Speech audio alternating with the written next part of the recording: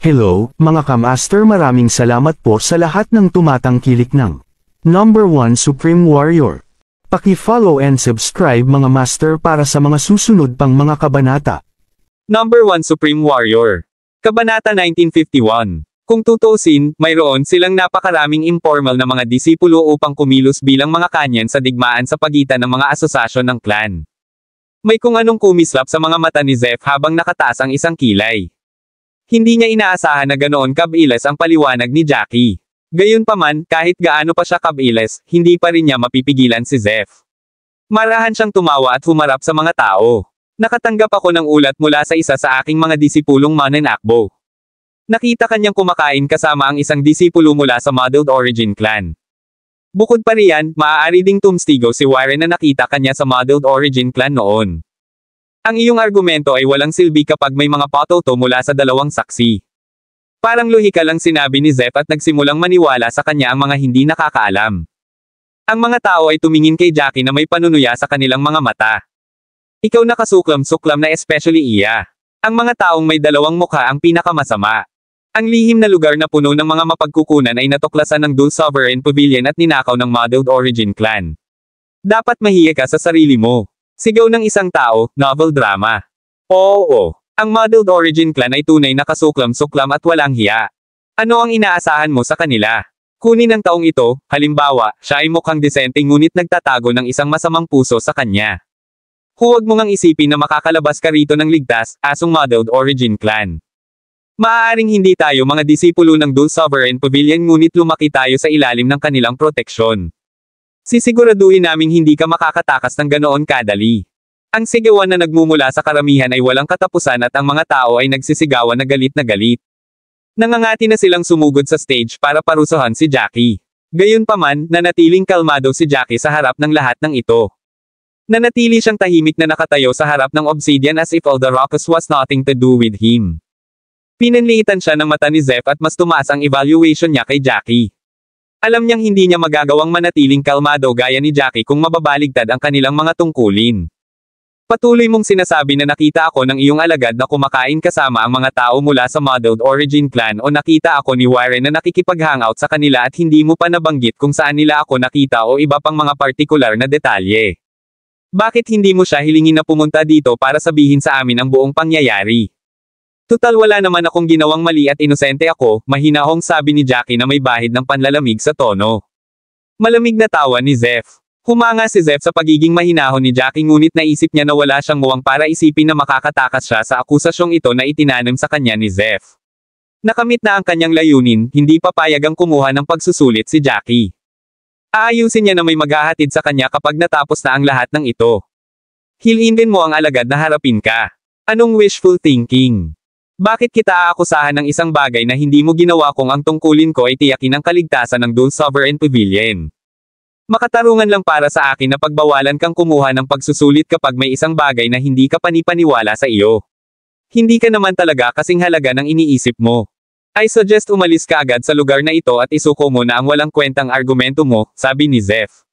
Kabanata 1952. Napataas ang kilay ni Ambrose, naawa siya kay Jackie dahil totoo ang sinabi ni Zeph. Mayroon man o wala si Jackie, ang Dul Sovereign Pavilion ay magpapatuloy pa rin gaya ng dati. Nariyan din ang bagay na si Zeph ang may halos lahat ng kapangyarihan sa paggawa ng desisyon sa Dul Sovereign Pavilion, novel drama. Kandidato lang si Jackie para sa assessment at wala siyang kapangyarihang i-veto ang mga desisyon ni Zeph. Nais ni Ambrose na magbigay ng ilang magagandang salita para kay Jackie ngunit hindi niya gustong makipagsapalaran dahil ang sinabi ni Zeph tungkol sa pagiging especially iya ni Jackie ay maaaring maging totoo kung tutuusin at siya ay tatakpan bilang isang taksil sa pagtulong kay Jackie. Kaya naman, nanahimik siya at tahimik na pinagmamasdan ang paglalahad ng mga pangyayari. Naging malamig ang ekspresyon ni Jackie ng mga sandaling iyon. Sa wakas ay napagtanto niya na ang bagay na ito ay hindi madaling malutas. Lumapit sa kanya si Zeph na nakataas ang kilay at bumulong sa tenga ni Jackie, "Give it up, you little brat."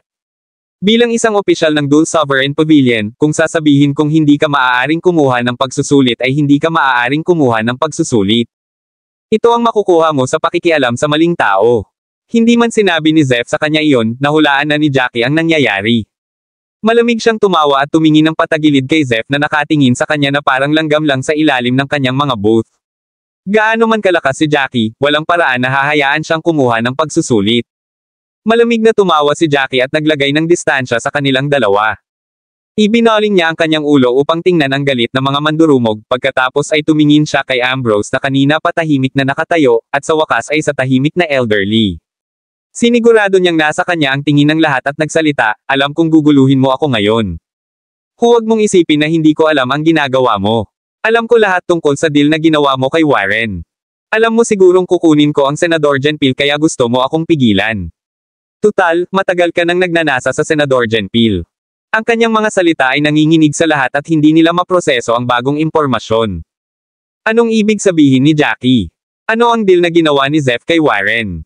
Totoo bang si Jackie ang partikular na pinupuntirya ni Zeph?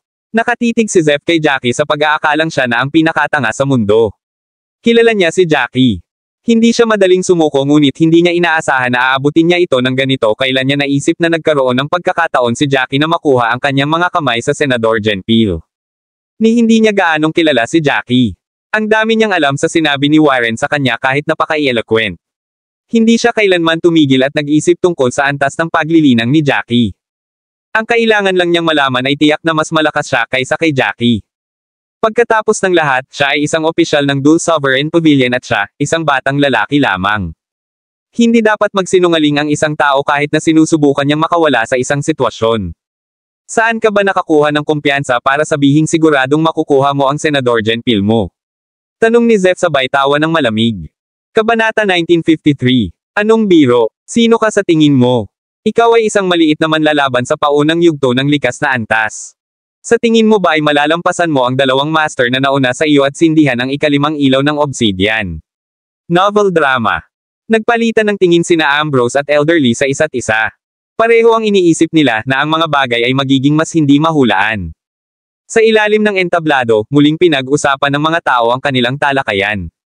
Ang karamihan sa kanila ay may damdamin na si Jackie ay nawawala ang ilang mga selula ng utak. How dare he so cockily declare na siya ang mananalo sa unang pwesto? Dapat ay nag-ilusyon ka na isipin na maaari mong sindihan ang 5 ilaw at makuha ang Senador Genpil. Sa tingin mo ba ay master ka talaga? Kung ikaw nga, bakit hindi pa kita narinig noon?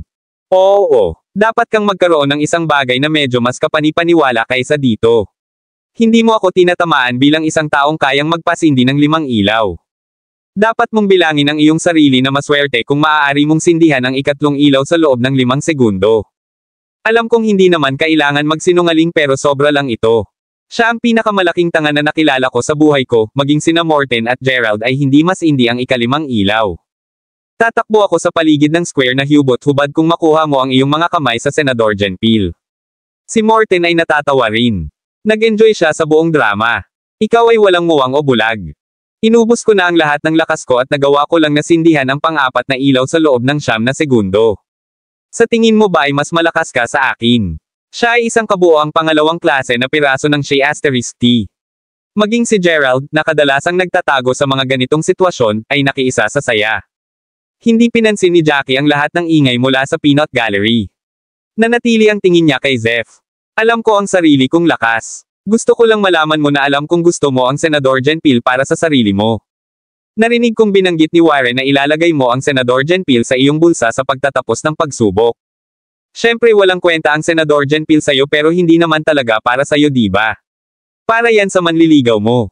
Ang kanyang mga salita ay nagdulot ng panibagong kaguluhan sa karamihan. Anong pinagsasabi nitong lalaking ito? Anong manliligaw? Ipasok ito sa aking bulsa. Anong kalokohan ito? Isip ni Zeph. Natigilan si Ambrose sa sinabi ni Jackie. Ang sinabi niya ay maaaring mukhang malayo ngunit maaaring ito ay totoo. Pagkatapos ng lahat, ang katotohanan ay minsan ay mas kakaiba kaysa sa kathang-isip. Hindi niya papalampasin si Zeph para magkaroon ng planong ganito. Hindi alam ni Zeph kung magagalit o matatawa sa akusasyon. Kalokohan. Kalokohan talaga. Wala akong manliligaw at wala akong balak na inumin ang Senador Genpil bilang sarili ko. Bukod dito, ang Senador Genpil na ito ay nakarehistro na sa mga talaan. Imposibleng kunin ko, nakangiting sabi ni Zeph. Imposible o hindi, ikaw naman talaga ang magsasabi, di ba? Ang alam ko lang ay sinabi ni Warren na maaari mong hilahin ang ilang mga string upang gawin ang Senador Genpil sa iyo nang walang anumang takot sa paghihiganti mula sa Dul Sovereign Pavilion. Ang paraan ng pagsasalita ni Jackie ay tila kapanipaniwala. Para bang nakikita niya ang sitwasyong naglalaro sa harapan niya. Nagtanim ito ng binhi ng pagdududa laban kay Zeph sa isipan ng karamihan. Para sa kanila, si Zeph ay parang isang celebrity at ang paborito nilang entertainment noon pa man ay ang makinig sa celebrity gossip. Lihim silang nagnanais na lumala ang mga bagay ngunit syempre, hindi sila naglakas loob na sabihin ito ng malakas. Kabanata 1954. Gayunpaman, si Jackie ay ganap na ibang lahi. Hindi siya nagmula sa isang prestihiyosong pamilya at hindi rin nagtataglay ng mataas na antas ng paglilinang kaya syempre napunit siya sa kanilang mga pang-iinsulto. Naikuyom ng mahigpit ni Zeph ang kanyang mga kamao. Ipapapikit na sana niya si Jackie ng suntok sa mukha kung hindi dahil sa huling dahilan na kumokontrol sa kanya. Naging katatawanan na siya at gagawin niya ang lahat para pigilan si Jackie sa paggawa ng mas malisyosong chismis. Sa tingin mo ba mapapabaliktad mo ang mga bagay-bagay sa pamamagitan ng paninirang puri sa akin? Nasaan ang patunay mo? Bahagyang ngumiti si Jackie at inayos ang sarili. Dito. Nasaan ang iyong patunay? Sinasabi mo na natanggap mo ang mga ulat na ako ay isang especially iya mula sa iyong mga alagad. Pagkatapos ay ipatawag sila dito para sa isang interogasyon. Gusto kong malaman kung saan ko rin nakilala ang mga tao ng Muddled Origin Clan. Huminga ng malalim si Zeph at tila may kumikislap na kuryente sa kanyang mga mata. Nagkaroon siya ng lightbulb moment ang malisyosong chismis ay isang paraan lamang hanggang sa wakas. Napahanga siya sa mabilis na pag-iisip ni Jackie. Ito ay isang klasikong kaso ng kung hindi mo sila matalo, sumali sa kanila. Malamig na sambit ni Zeph at tumalikod. Siyempre pwede ko silang ipatawag dito pero bakit ako? Ako ang may huling say sa bagay na ito at sinasabi kong isa kang especially iya at sa gayon, ipinagbabawal na kumuha ng pagsusulit. Hindi na kailangang mag-aksaya pa ng oras sa iyo na isang test taker lang. Lahat ng ginagawa ko ay para sa ikabubuti ng Dul Sovereign Pavilion. Ipinagkakatiwala niya ang kanyang katayuan upang pigilan si Jackie na kumuha ng pagsusulit at nagpa siya na personal niyang tapusin ang kanyang buhay pagkatapos na maalis ang lahat ng alikabok. Aminin mo na lang na ayaw mong manalo ako sa Senador Genpil, sabi ni Jackie, nang hindi man lang siya tinitingnan. Tumawa si Zeph sa sinabi niya. Lumingon siya at tinitigan si Jackie with hawk eyes. You kept on saying you can win the Senador Genpil. Ito ba ang iyong mapagpakumbabang paraan ng pagtawag sa iyong sarili na isang master? Hindi ko pa sinabi iyon. Ang sabi ko lang ay makukuha ko ang Senador Genpil. Bakit hindi mo ako hayaang kumuha ng pagsusulit kung hindi ka naniniwala sa akin, sabi niya, hindi umatras kahit kaunti. Kung wala akong kakayahan, nangangahulugan ito na nagsisinungaling ako, at kung mayroon ako, nangangahulugan ito na nagsasabi ako ng totoo sa lahat ng panahon. Paano naman? All along, he aimed to find a way for Zeph to let him take the test. Walang paraan na baliwalain ni Zeph ang tanong niya ngayong pinilit niya itong pumunta sa isang sulok at sa paghuhusga mula sa malamig na butil ng pawis na tumutulo sa kanyang noo, ang mga salita ay nakamit ang kanilang inaasahang epekto. Tatanggihan na sana niya ang kahilingan ni Jackie ngunit ano ang pinakamasamang maaaring mangyari kung hahayaan niya itong kumuha ng pagsusulit. Ang mga pagkakataon ay, si Jackie ay mabibigo ng labis at matatakpan bilang isang especially iya magpakailanman. Fine. You can take the test but remember what you said, sabi ni Zeph sa wakas. Siya at ang iba pang mga tao ay hindi nag-alinlangan na si Jackie ay hindi makapagsindi ng ikalimang ilaw. Kung tutuusin, 3,000 tao na ang sumubok at wala ni isa sa kanila ang nagtagumpay. Kaya, ano ang maaaring gawin ng isang paunang yugto ng likas na antas ng manlalaban? Kabanata 1955. Si Morten ay nanatiling nakatayo sa tabi ni Zeph sa lahat ng ito. Sa sinabi ni Jackie, nagsimulang gumapang ang gilid ng kanyang mga labi sa isang mapanuksong ngiti. Hindi ako makapaniwala na sinusubukan nitong iligtas ang sarili sa pamamagitan ng paghuhukay ng sarili niyang libingan. Hindi siya dapat tama sa ulo kung talagang naniniwala siya na makakapagsindi siya ng 5 ilaw at makuha ang Senador Genpil. Anong biro? Oo, dapat ay nontog ang ulo niya noong sanggol pa siya. Hindi kaya siya gumamit ng mas normal na paraan para patunayan ang kanyang pagiging inosente. Sa tingin ba niya ay maaari siyang maging unang nanalo ng pwesto? Towi, anong idiot? Echoed ang karamihan ng tao. Kahit na hanggang ngayon, hindi pinansin ni Jackie ang kanilang mga sinabi at nanatiling kalmado habang parehong nakatitig sa kanya sina Ambrose at Elderly na may kakaibang ekspresyon sa kanilang mga mukha. Bagamat si Elderly ang may pinakamataas na posisyon, siya rin ang pinakakaunti magsalita. Pinili niyang tahimik na pagmasdan ang lahat ng nangyayari na para bang isa siyang outsider sa usaping ito. Natagpuan ni Jackie na kakaiba ang kanyang pag-uugali ngunit mayroon siyang mas mahahalagang bagay sa kanyang kamay kaysa malaman kung ano ang tumatakbo sa isip ni Elderly. Dapat siyang gumawa ng hakbang dahil binigyan siya ng berdeng ilaw para kumuha ng pagsusulit. Muli, natagpuan niya ang kanyang sarili na nakatayo sa harap ng obsidian. Huminga siya ng malalim, medyo hindi sigurado kung may ilawan niya ang ikalimang ilaw. Hindi niya alam ang lawak ng sariling kapangyarihan.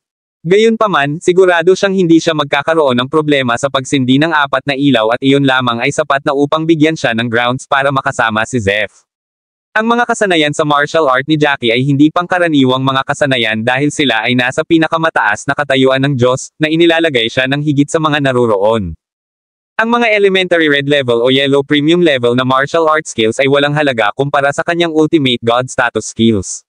Sayang lang ang isang soul sword ang nagawa niyang Icondense bilang newbie. Ipinikit niya ang kanyang mga mata, pinatatag ang kanyang isip, at nagsagawa ng handsil na agad na naging sanhi ng isang itim na ilaw na bumaril mula sa gitna ng kanyang palad. Kahit na ang isa ay gamitin ang kanilang mga banal na pandama sa itim na ilaw, sila ay aalis sa pagiging hindi kapansin-pansin nito. Ito ay halos imposible upang malasahan ang pagbabago-bago ng enerhiya nito. Si Zeph, na nakatayo sa tabi niya at tahimik na pinapanood ang lahat ng ito, ay nakatitig sa itim na liwanag na ito at ninisyan. Bagamat pumayag siyang magpatest si Jackie, hindi niya maiwasang mag-alala sa magiging resulta. Magiging dulo ng daan para sa kanya kung sisindihan talaga ni Jackie ang ikalimang ilaw. Gayunpaman, ang kanyang mga alalahanin ay nahugasan matapos makita ang itim na liwanag. Sa lahat ng kanyang karanasan bilang isang opisyal ng Dul Sovereign Pavilion, nakita niya ang lahat ng uri ng kasanayan sa martial art, at ang husay ni Jackie ay hindi makakapagdulot ng takot sa puso ng sinuman. Kung mas malakas ang isang martial art skill, mas mataas ang pagbabago ng enerhiya. Hindi pa siya nakakita ng martial art skill na may energy fluctuation na kasing hina ng nasa harapan niya. Itinaas ni Jackie ang kanyang kanang kamay, pinaikit ang kanyang mga mata, at buong lakas na itinulak ang soul sword pasulong. Kaagad, ang soul sword ay tumama sa obsidian na parang balahibo na malumanay na lumulutang sa hangin. Ang kanyang paraan ng pagpapakita ng kanyang martial art techniques ay tiyak na kakaiba sa iba. Ang paraan ng paghampas niya sa obsidian ay parang kinikiliti ito ng balahibo na para bang ang obsidian ay isang marupok na bagay na kailangan mag-ingat.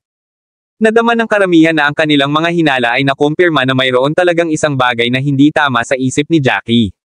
Maging si Ambrose ay napapailing na may habag sa kaawa-awang kaluluwa. Naghiyawan tuloy ang mga tao. Ano ito? Matatawag mo bang martial art skill yan? Gumagawa ba siya ng isang uri ng magic trick? Magugulat ako kung nagawa niyang sindihan ang isang ilaw. Kabanata 1956. Umalangaw-ngaw sa hangin ang tunog ng kanilang mga pang-iinsulto. Lahat sila ay nakatingin kay Zeph na may panunuya sa kanilang mga mata. Biglang may narinig na sigawan sa gitna ng ingay ng mga tao. Agad na tumahimik silang lahat dahil alam nilang lahat na isa lang ang maaaring magdulot ng ganitong tugon. Diyos ko, lumalabo na siguro ang paningin ko. Nagliwanag ba ang ikalimang ilaw? Hindi ito maaaring tama. Binabugbog ako. Ito ay maaaring isang panlilinlang ng mata. Walang paraan na maaaring mangyari ang isang bagay na kasing kabigabighani nito. Ang lugar ay nagsimulang umalangaw-ngaw sa tunog ng pagkabigla at karamihan sa kanila ay nahulog ang kanilang mga panga sa lupa. Talagang ginawa ito ni Jackie, talagang sinindihan niya ang ikalimang ilaw sa isang malayong margin. Tahimik silang nagbibilang ng mga segundo sa kanilang isipan. 1 segundo, 2 segundo, 8 segundo. May ilaw pa, 9 na segundo. Sa wakas, ang ikalimang ilaw ay namatay mismo sa 9 na segundong marka. Ang resulta ay nagulat sa lahat ng naruroon. Hindi lamang sinindihan ni Jackie ang ikalimang ilaw ngunit nagawa nitong manatiling maliwanag sa loob ng 9 na segundo, na ginawa itong pinakamataas na marka sa kanilang lahat. Kinailangang kurutin ng mga tao ang kanilang mga sarili upang tingnan kung nanaginip sila. Paano naging posible para sa isang walang tao na makamit ang isang bagay na kahit sina Morten at Gerald ay hindi magawa? Kahit na ang mga informal na disipulo ng Dul Sovereign Pavilion ay hindi makakamit ang ganoong resulta. Saan nanggaling si Jackie White? Paano siya naging malakas? Nangyayari ba talaga ito? Ang binata, na kanina ay nakatayo sa harap ni Jackie, ay mano-manong idinikit ang kanyang mga pangagamit ang kanyang kamay. May kumurot sa akin dali. Nanaginip siguro ako. Ganoon ba talaga siya kalakas? Ang kanyang damdamin ay eksaktong kapareho ng iba pang mga tao doon. Halos lumuwa ang mga mata ni Zeph sa kanilang mga saksakan at nakabuka ang bibig nito habang hindi makapaniwalang nakatingin sa obsidian. Matagal bago siya nakabawi. Siya ay nagkaroon ng isang rousing hinala na. Ang obsidian ay naging haywire, kung hindi, paano naging posible na lumiwanag ang ikalimang ilaw? Mariin niyang hinihiling na sana ay totoo ang kanyang hinala. Kung tutuusin, hindi ito magiging maganda para sa kanya. Sa wakas, ipinangako ni Elderly na bumangon mula sa kanyang upuan. Dahan-dahan siyang naglakad papunta kay Jackie habang panay ang tingin sa kanya. Ang iyong resulta ay tiyak na kahanga-hanga. Kahit na sa mga informal na disipulo, ikaw ay nasa nangungunang 300 ranggo. Nagulat si Jackie sa kanyang pagsusuri dahil mayroong kabuoang 3,000 informal na disipulo sa Dul Sovereign Pavilion at bawat isa sa 3,000 ay piniling-pili mula sa buong West Jersey State. Talagang mataas na papuri ang pagsusuri sa kanya ni Elderly. Hindi siya magtatagal upang umunlad sa ranggo ng isang formal na disipulo at sa ilang taon, sa isang ranggo ng matanda o piniling disipulo. Sa oras na iyon, magiging napakataas na ng katayuan ni Jackie kahit paminsan-minsan ay kinailangan niyang ipagmalaki ang kanyang sarili. Tiyak na may napakagandang kinabukasan si Jackie na inaasahan. Kabanata 1957. Naiwang tulala si Ambrose sa pagsusuri ni Elderly kay Jackie. Gayunpaman, hindi ito pareho para kay Zeph. Hindi siya makapaniwala na patatawarin siya ni Jackie sa mga nagawa nito sa kanya ngayon. Huminga siya ng malalim ngunit nanatiling madilim ang kanyang ekspresyon. Ito ay pangkalahatang kaalaman na ang karamihan sa mga mandirigma ay may ilang dugo sa kanilang mga kamay. Napalitan ng kaligayahan ang kawalan ng imik ni Ambrose nang makita ang madilim na ekspresyon sa mukha ni Zeph. Palagi silang magkaaway at araw-araw ninanais ni Ambrose na sana ay mawala si Zeph sa kanyang paningin. Ang makita siyang ganito ay napangiti siya sa tuwa. Lumapit siya kay Jackie at tinapik ito sa balikat bilang pagbati. Hindi madaling magbigay ng papuri si Elderly. Jackie White ang tawag mo, tama ba? Baka malampasan mo pa ako in the future, biro ni Ambrose. Nagsimula muli ang ingay ng mga tao nang lumabas ang mga salita sa mga labi ni Ambrose. Bawat isa sa mga test takers ay napuno ng hindi mapawi na selos.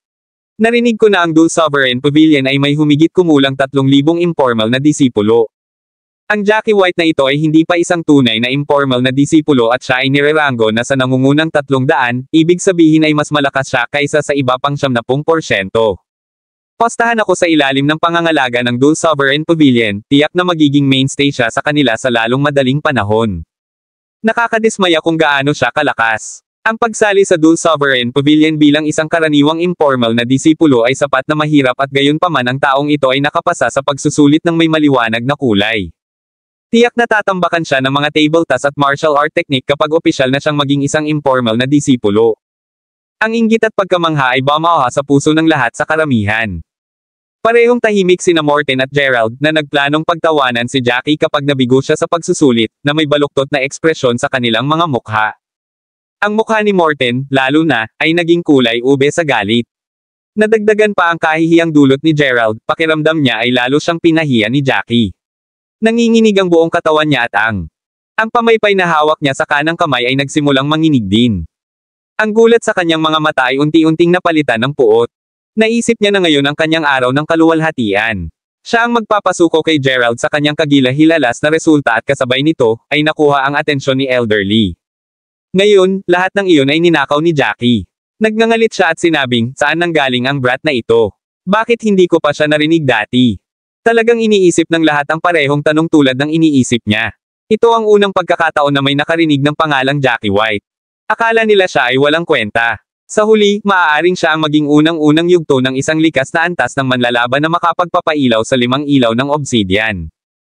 Ang disciple recruitment ngayon ay isinilang sa mga panahong desperado bilang isang desperadong hakbang ngunit kahit sa normal na recruitment disciples test, ang resulta ni Jackie ay maglalagay pa rin sa kanya sa nangungunang 3 ranggo.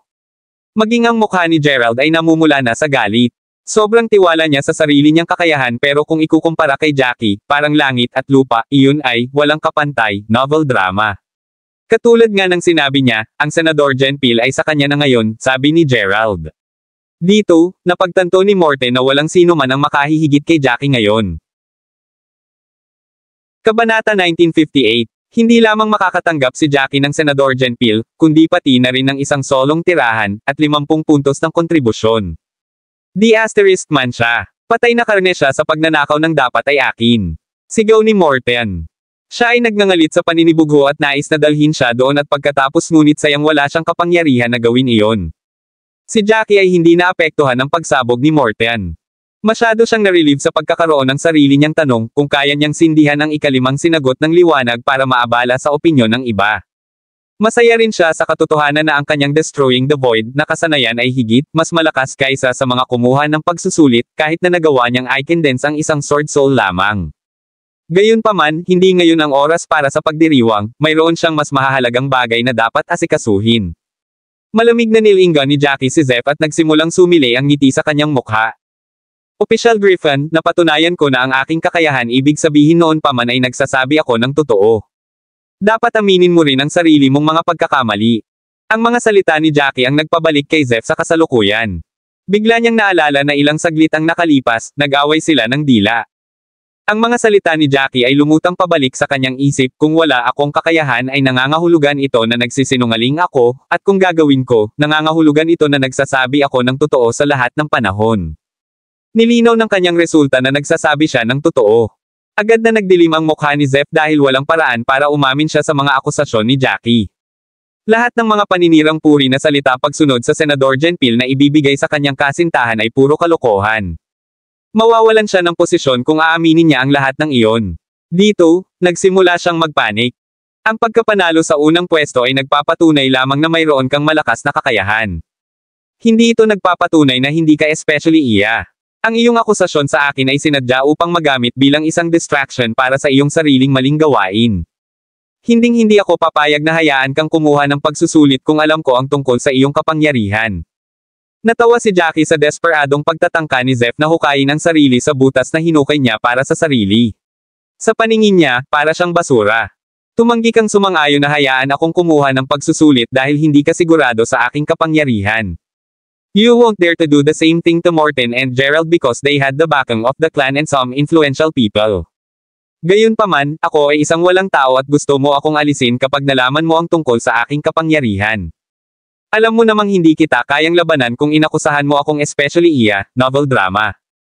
Nagnganga ang ngipin ni Zeph at pinandilatan si Jackie. Gusto na niyang punutin ang laman ni Jackie gamit ang kanyang mga ngipin. Ang iyong kapangyarihan ay nagpapatunay na ikaw ay isang especially iya mula sa modeled origin clan. Upang manalo sa labanan, hindi sila nagligtas ng pagsisikap na magpadala ng talentong tulad mo sa Dul Sovereign Pavilion. Isa kang especially iya sa lahat ng oras. Kabanata 1959. Hindi na napigilan ni Jackie ang pagtawa. Kung totoo ang sinabi mo, siguradong pinag-isipan talaga ito ng modeled origin clan dahil, sa totoo lang, mas mabuting itago ang kanilang pinakamahusay na talento sa headquarter. Bakit mag-isa nila akong ihahatid sa iyo?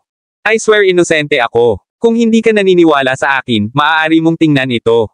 Dito ako maghihintay sa'yo. Ang kanyang ginagawa ay ang pinakamahusay na paraan upang patunayan ang kanyang kawalang kasalanan.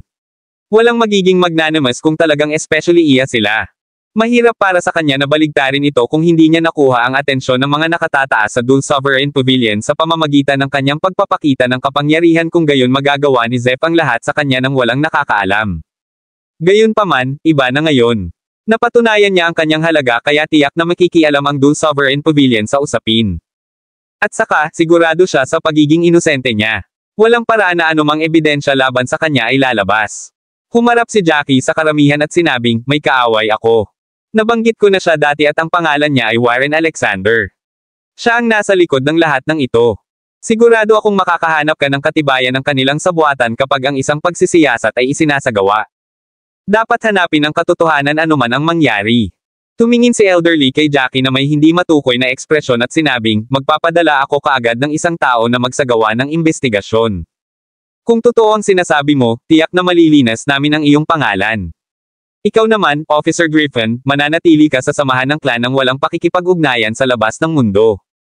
Dahil dito, nagdilim ang mukha ni Zeph na parang nakay ng hindi kaaya-aya habang nakangiti si Ambrose na parang unang bulaklak na namumukadkad sa tagsibol.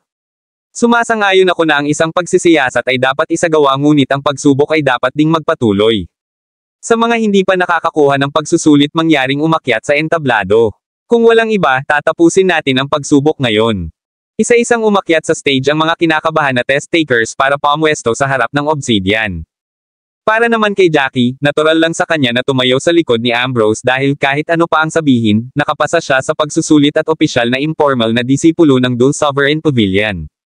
Pagkatapos nito, kakailanganin nilang ibigay sa kanya ang gantimpala at ayusin ang kanyang tirahan. Nakatayo si Jackie di kalayuan kina Morten at Gerald.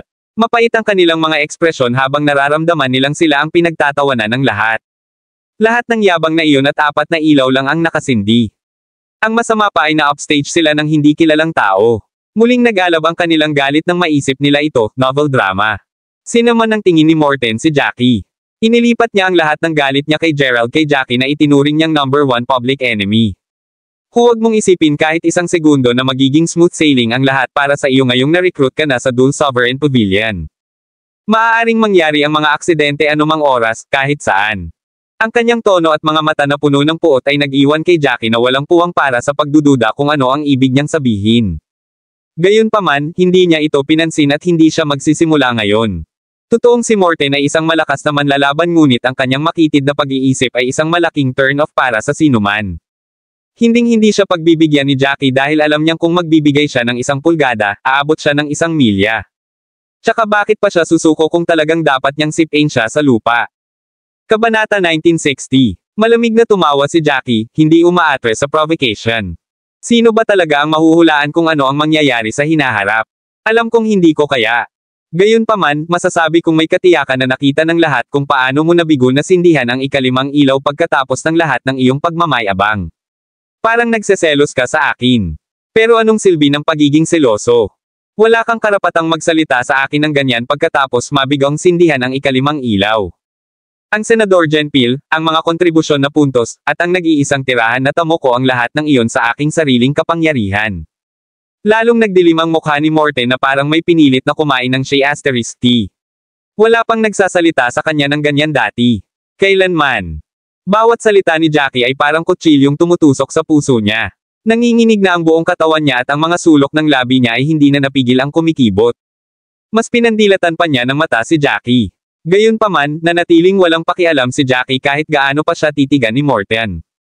Sa kabuuan ng kanyang karanasan, nakilala niya ang hindi mabilang na mga hamak na tao tulad ni Morten. Hindi niya isinasapuso ang sinabi ng mga ito kahit gaano pa nila ito subukang mag-provoke ng reaksyon mula sa kanya. Sa kabaligtaran, tahimik si Gerald sa buong palitan nina Jackie at Morten. Maya't maya ay nagsusungit siya sa direksyon ni Jackie ngunit bukod doon ay walang ideya si Jackie sa kanyang iniisip. Mas mahusay niyang pigilan ang kanyang emosyon kaysa kay Morten. Hindi siya magiging katulad ng hanggal na Morten na iyon, isang bukas na aklat. Pagkatapos ng pagsusulit, pinangunahan ni Ambrose ang mga bagong recruit na informal na disipulo sa kanilang tirahan at upang kunin ang kanilang Jade Identification Card. Ang mga Jade Identification Card ay ginamit upang makilala ang kanilang mga sarili at para sa koleksyon ng mga puntos ng kontribusyon. Kakailanganin lamang nilang ipakita ang kanilang mga Jade Identification Card kung gusto nilang palitan ng isang bagay mula sa kanilang mga kontribusyon na puntos. Ito ay madaling gamitin at praktikal, isang kinakailangan para sa anumang asosasyon ng clan. Bilang isang informal na disipulo, sa wakas ay naranasan ni Jackie ang kamahalan ng Dul Sovereign Pavilion. Mayroong hindi mabilang na mga gusali sa loob, hindi mabilang na mga mararangyang silid, at isang double corridor na puno ng clan. Mga asosasyon. May mga disipulong papunta at galing sa kung saan-saan at bawat isa sa kanila ay nakasuot ng parehong uniforme at mga accessories na nagpahusay sa kanilang maginoo at hindi pangkaraniwang pagpipino. Matapos ang 30 minutong paglalakad, sa wakas ay nakarating na rin sa mas malalayong bahagi ng lugar ang mga bagong recruit na informal na disipulo. Sa harap nila ay ilang mabababa at pare-parehong gusali. Hindi nila kailangan ng pagpapakilala upang malaman na ang mga gusali ay magiging kanilang bagong tirahan mula ngayon. Bagamat ang mga gusali ay hindi kasing rangya gaya ng mga nakita nila sa kanilang paglalakbay, at least napakalinis. Karamihan sa mga bagong recruit na informal na disipulo ay nagmula sa mga prestihiyosong pamilya, ibig sabihin nakasanayan na nilang manatili sa mas magandang tirahan kaysa sa mga gusaling nasa harapan nila. Nagsimula silang magreklamo sa loob ng kanilang sarili sa kung paano nila kailangang i-downgrade ang kanilang mga pamantayan sa pamumuhay pagkatapos maging isang informal na disipulo. Hindi mahalaga kay Ambrose kung ano ang iniisip nila. Malamig siyang tumawa at lumingon para tingnan ang mga bagong recruit na informal na disipulo. Bilang mga bagong recruit na informal na disipulo, lahat kayo ay nagre-rango ng pinakamababa sa Dul Sovereign Pavilion. Kung gusto mong tumira sa isang malaking bahay o kahit sa isang palasyo, kailangan mong patunayan na karapat-dapat ka, kung hindi, maaari kang manirahan sa ganitong uri ng lugar. Maraming magkakahiwalay na bahay at maging mga palasyo dito, ngunit ang pinakamakapangyarihang mga alagad lamang ang maaaring manatili doon. Maraming salamat mga ka-master sa walang sawang pagsusubaybay, isang like, share, and subscribe naman dyan mga ka-master. Abangan ang susunod pang mga kabanata.